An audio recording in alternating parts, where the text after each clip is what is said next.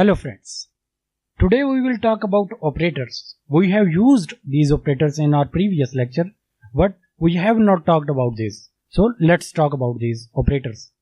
Here we have a class calculate area from our previous lecture, and in this class we are calculating the area. We are calculating the area by multiplying base to height, and we have used this steric for multiplication. But how many operators are there in Java programming language and how we can use them? Let's talk about these operators. We have 5 different operators in Java programming language.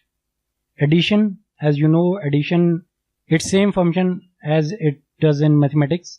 Then subtraction, then multiplication, and then division. These 4 has the same functionality as in mathematics. Plus we have another operator known as remainder or modulus operator. It is the remainder after division. Let's talk about this operator. Here we have a problem. We want to calculate modulus 19 modulus 5. How we calculate it? First of all, you have to consider 19 as the final limit.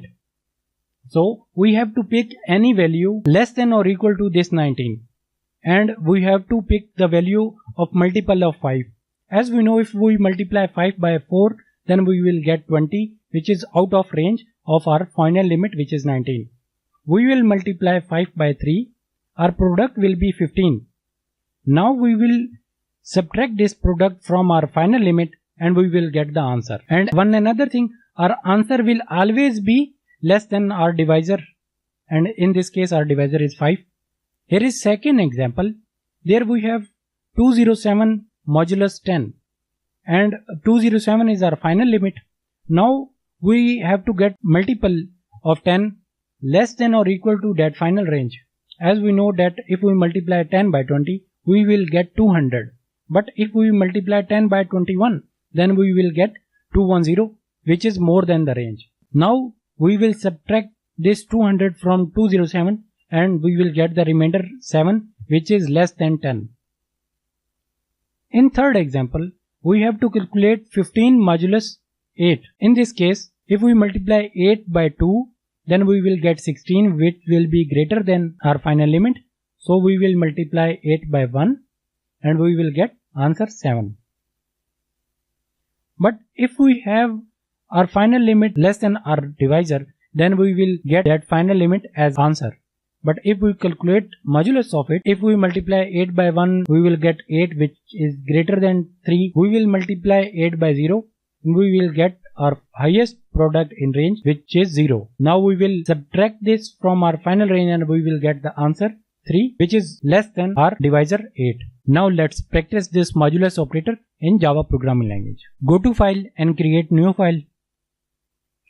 Now we will write a class here, public class operators, then curly braces. We have to save it in operators.java. As you know, public class name and file name should be same. Here we will save it in operators.java, save, and now you can see syntax has been changed. Now we will write our main method, public static void main. This is the definition of method and it should be as it is, string square bracket args, then curly braces.